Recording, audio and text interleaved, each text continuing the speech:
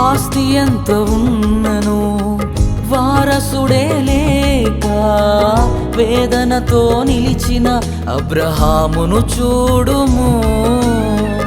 ఆశలే కోల్పోయి శరీరమే ఉడికిన అవమానాలెన్నో ఎదుర్కొన్నను.